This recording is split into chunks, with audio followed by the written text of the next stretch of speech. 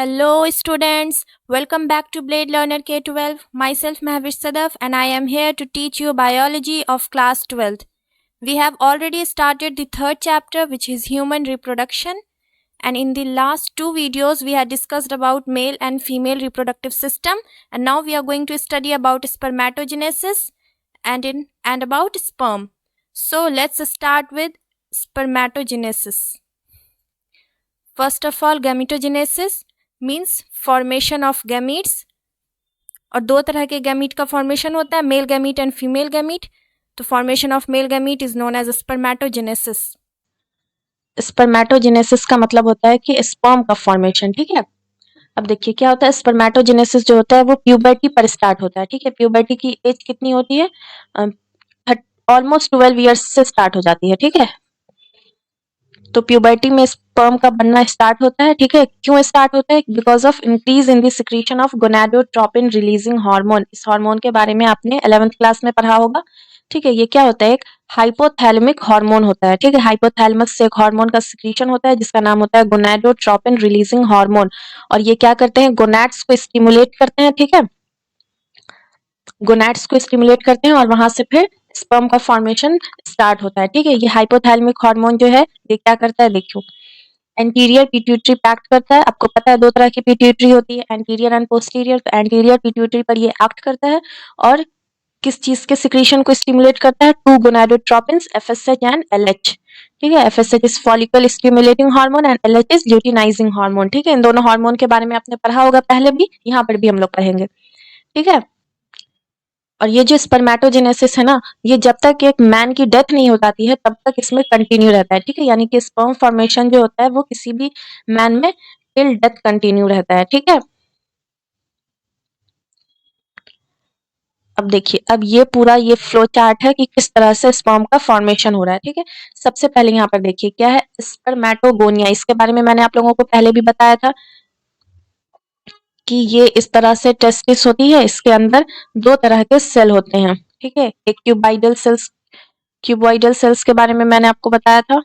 उन्हीं cuboidal sales को क्या कह रहे थे? मेल जर्म सेल कहा था, और इसका नाम क्या था? स्पर्मेटोगोनिया. क्यूबॉइडल सेल्स है ना. मेल जर्म सेल क्यों कहा था? क्योंकि यहीं से स्पर्म का फॉर्मेशन होना था. और इस तरह से बड़े बड़े सेल्स थे जिनको सर्टोली सेल्स कहा था. तो इनके बारे में तो अभी नहीं पढ़ना है, तो मैं इसको इरेज कर देती हूँ. अब देखिए, अब होता क्या है कि ये जो स्पर्मेटोगोनिया है ना, यहाँ पे टर्म्स को ध्यान में रखना है. स्पर्मेटोगोनिया क्या होता है? देखिए, डिप्लॉइड होता है और 46 क्रोमोसोम होते हैं इसके अंदर. ठीक है, एक तरह से आप कह सकते हैं कि ये स्पर्म का मदर सेल है. ठीक है, स्पर्मेटोगोनिया. तो मदर सेल जो भी होता है वो तो उसकी प्लॉइडी तो हमेशा डिप्लॉइड होती है ना. आपने प्लांट के भी रिप्रोडक्शन में पढ़ा था, डिप्लॉइड होता है और इसमें फुल क्रोमोसोम होंगे 46. इस स्पर्मेटोगोनिया में माइटोसिस होना स्टार्ट होता है. ठीक है, सबसे पहले इसमें माइटोसिस होती है और ये किसमें कन्वर्ट हो जाता है? प्राइमरी स्पर्मेटोसाइट में. ठीक है, माइटोसिस जो होती है वो इक्वेशनल डिवीजन होती है. इक्वेशनल डिवीजन, इसलिए यहाँ पर कुछ भी चेंज नहीं करेगा. ठीक है, ना ही प्लॉइडी ना ही क्रोमोसोम. इसलिए ये क्या होगा? 46 क्रोमोसोम इसमें रहेंगे और इसकी प्लॉइडी क्या होगी? डिप्लॉइड. फिर क्या होगा? इस प्राइमरी स्पर्मेटोसाइट में पहली मियोसिस होगी. ठीक है, मियोसिस 2 होती है, तो यहाँ पर पहली मियोसिस होगी और ये किसमें कन्वर्ट हो जाएगा? सेकेंडरी स्पर्मेटोसाइट में. ठीक है, और देखिए ये 2 क्या लिखा हुआ है? मतलब कि 2 सेकेंडरी स्पर्मेटोसाइट बनेंगे. ठीक है, ये अगर आपका प्राइमरी स्पर्मेटोसाइट है तो यहाँ से 2 सेकेंडरी स्पर्मेटोसाइट बनेंगे. आपको पता है फर्स्ट मियोसिस में 2 सेल बनते हैं. ठीक है, इसलिए 2 सेकेंडरी स्पर्मेटोसाइट बनेंगे. ठीक है, अब ये मियोसिस क्या होती है? मियोसिस फर्स्ट जो होती है ये रिडक्शनल डिवीजन होती है.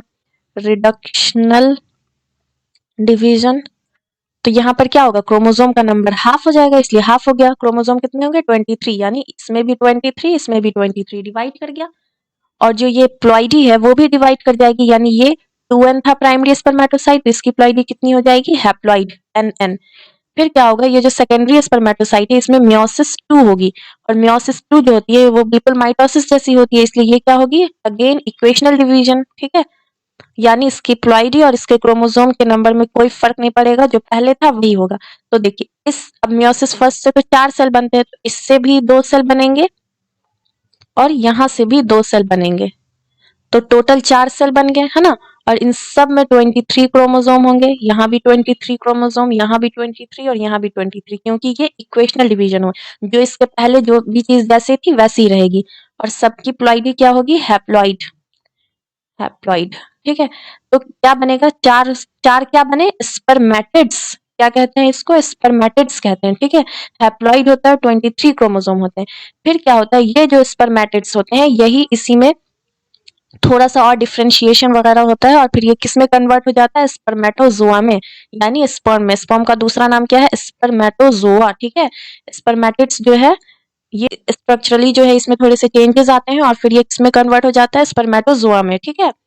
अब देखिए यहाँ पर एक चीज समझने की है। अगर मैं आपसे कहती हूँ कि स्पर्मेटोगोनिया से स्पर्म का फॉर्मेशन हुआ तो इस प्रोसेस को कहा जाता है स्पर्मेटोजेनेसिस,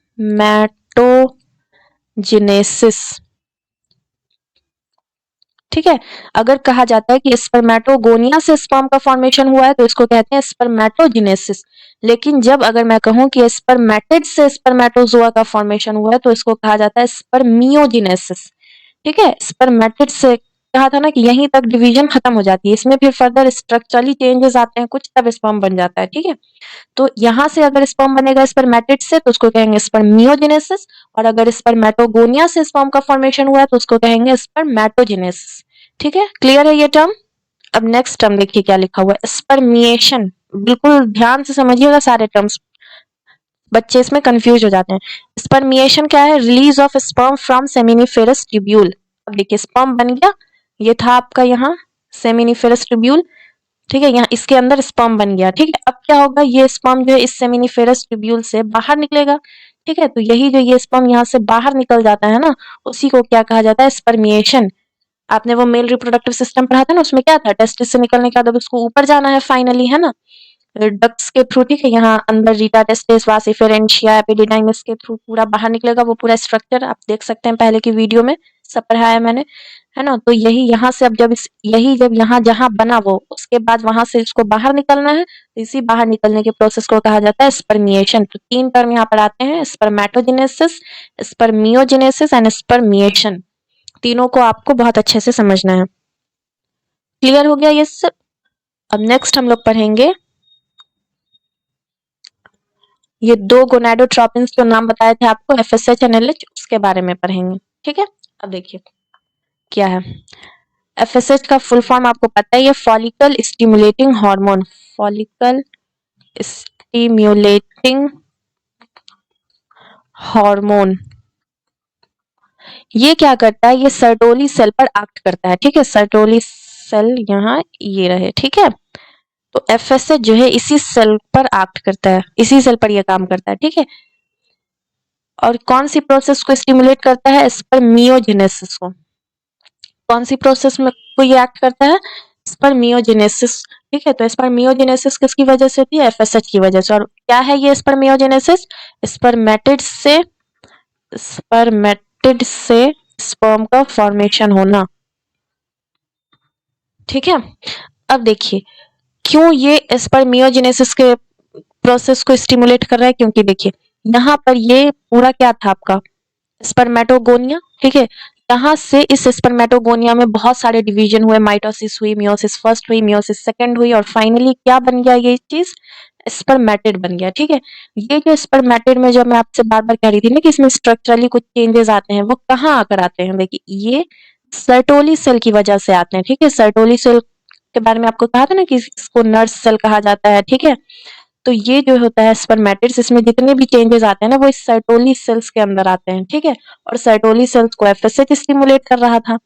इस वजह से क्या है यहाँ पर इस वजह से ये जो है स्पर्मियोजेनेसिस के प्रोसेस को इनडायरेक्टली स्टिमुलेट कर रहा होता है एफएसएच, ठीक है। एलएच जो होता है इसको कहा जाता है ल्यूटिनाइजिंग हार्मोन,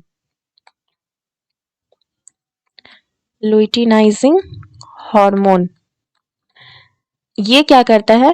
लेडिक सेल को स्टिमुलेट करता है, ठीक है। और फिर यहाँ से एंड्रोजेंस को सिक्रीट करता है। और ये एंड्रोजेंस आपको पता ही थे, हार्मोन्स हैं, टेस्टिक्युलर हार्मोन्स, ठीक है। तो ये किस प्रोसेस को स्टिमुलेट करता है? स्पर्मेटोजेनेसिस को, ठीक है। स्पर्मेटोजेनेसिस क्या था? स्पर्मेटोगोनिया से स्पर्म का फॉर्मेशन, ठीक है। From spermatogonia to sperm. तो स्पर्मेटोजेनेसिस को कौन स्टिमुलेट कर रहा था? LH। ठीक है, क्यों? क्योंकि ये किस पर एक्ट करता है? लेडिक सेल पर। ठीक है, एक्चुअली ये जो है ना, ये दोनों हार्मोन जो है FSH और LH, ये इनडायरेक्टली इस प्रोसेस को स्टिमुलेट कर रहा है। ठीक है, क्योंकि इनका मेन काम तो उसका सर्टोली सेल पर है और इसका लेडिक सेल पे है।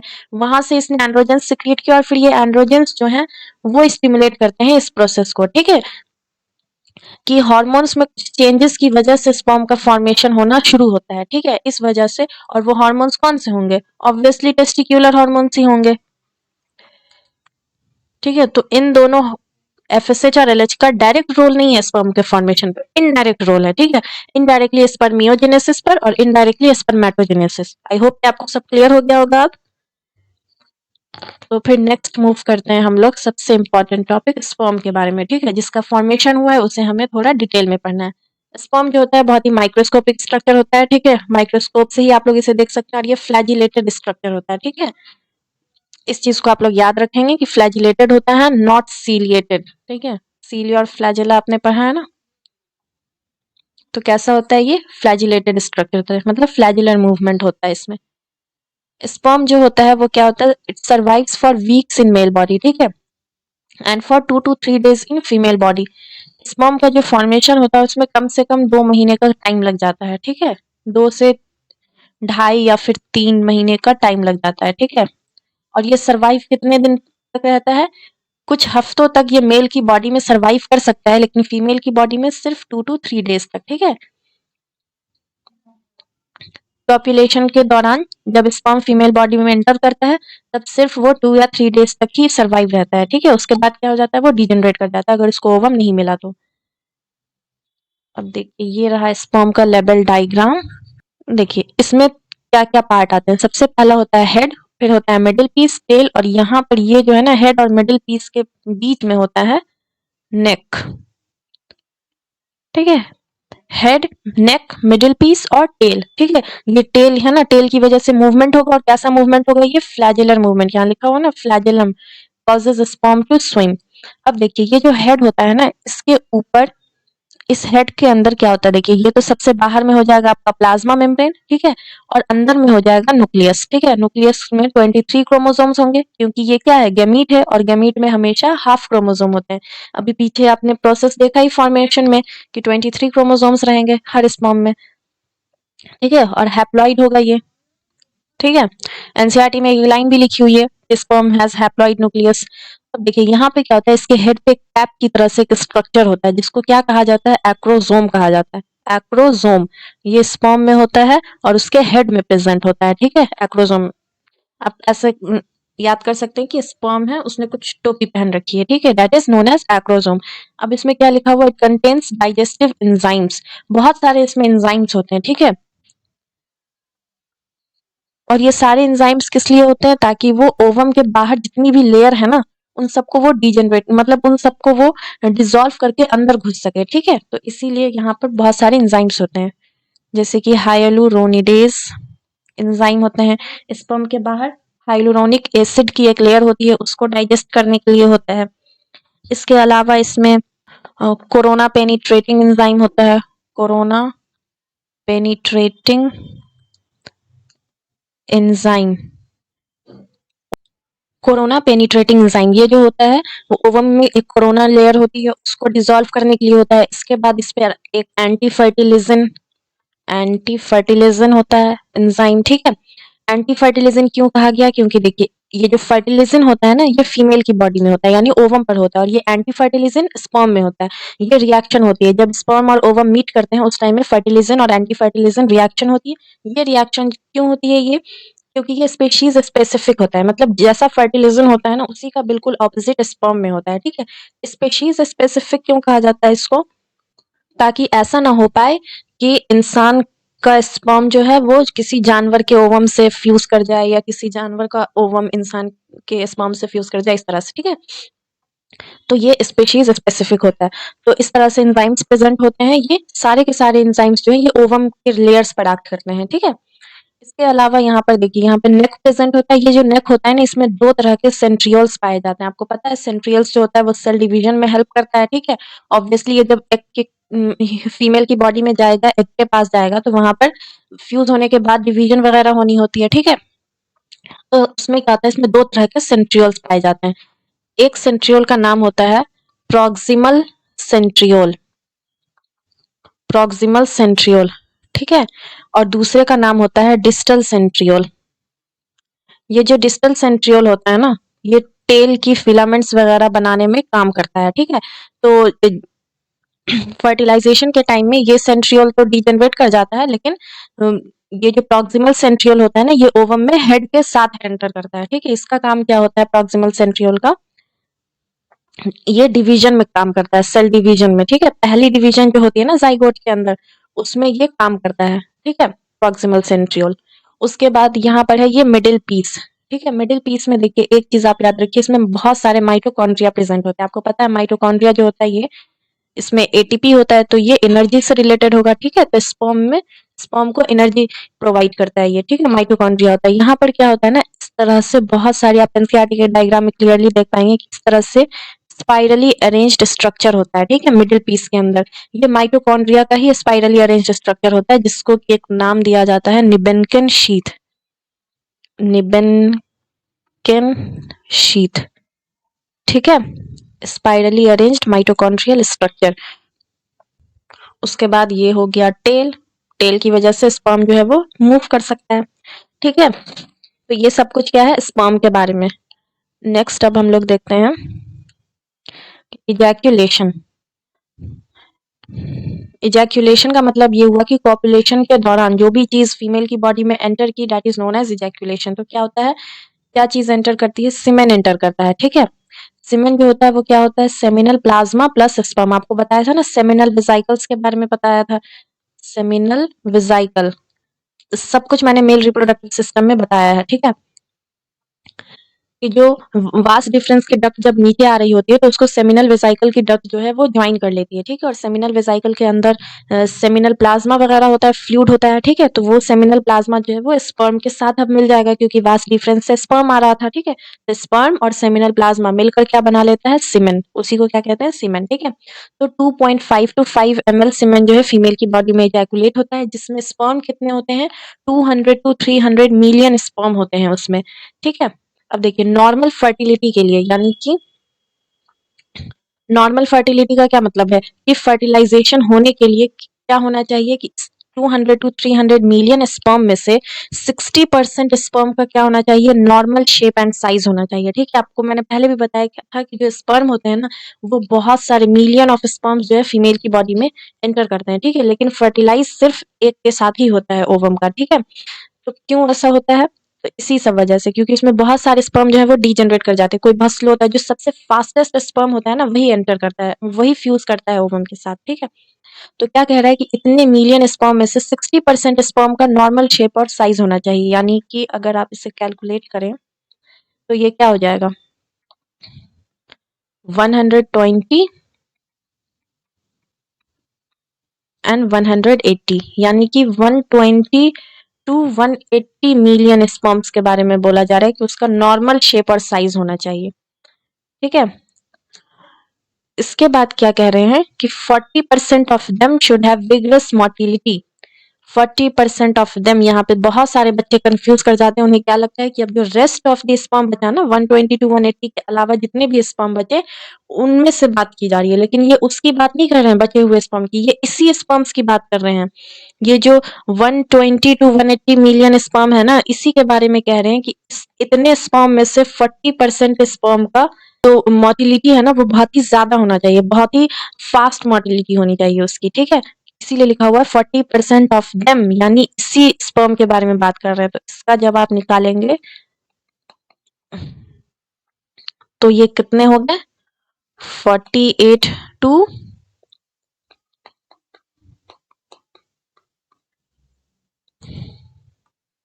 72 मिलियन स्पर्म। इतने स्पर्म का क्या होना चाहिए, विग्रस मोटिलिटी, ठीक है, बहुत ही फास्ट मूवमेंट होना चाहिए। ये नॉर्मल फर्टिलिटी के बारे में बता रहे हैं, ठीक है। समझ गए आप लोग ये सब। लास्ट लाइन इसमें क्या है कि functions of male sex accessory duct and glands are maintained by androgens means testicular hormones, कि एसेसरी डक्ट और ग्लैंड्स का जो भी फंक्शन होगा उस वो कौन मेंटेन करता है, टेस्टिक्युलर हार्मोन्स। ठीक है, एसेसरी डक्ट कौन कौन से हो गए, वही सब vas deferens, seminal vesicle, epididymis, ये सब वगैरह। ठीक है, और ग्लैंड्स कौन से हो गए, आपको बताया था वो सब, सेमिनल वेसिकल, प्रोस्टेट ग्लैंड, उसके बाद कॉपर्स ग्लैंड। ठीक है, ये सब हो गया एसेसरी ग्लैंड्स। ठीक है, ये सबको कौन मेंटेन करके रखता है, एंड्रोजेंस। तो ये पूरा हो गया आपको स्पर्मेटोजेनेसिस के बारे में। आई होप कि आपको एक एक टर्म बिल्कुल अच्छे से क्लियर हो गया होगा। तो फिर मिलते हैं नेक्स्ट वीडियो में, तब तक के लिए stay tuned. Thank you, bye bye.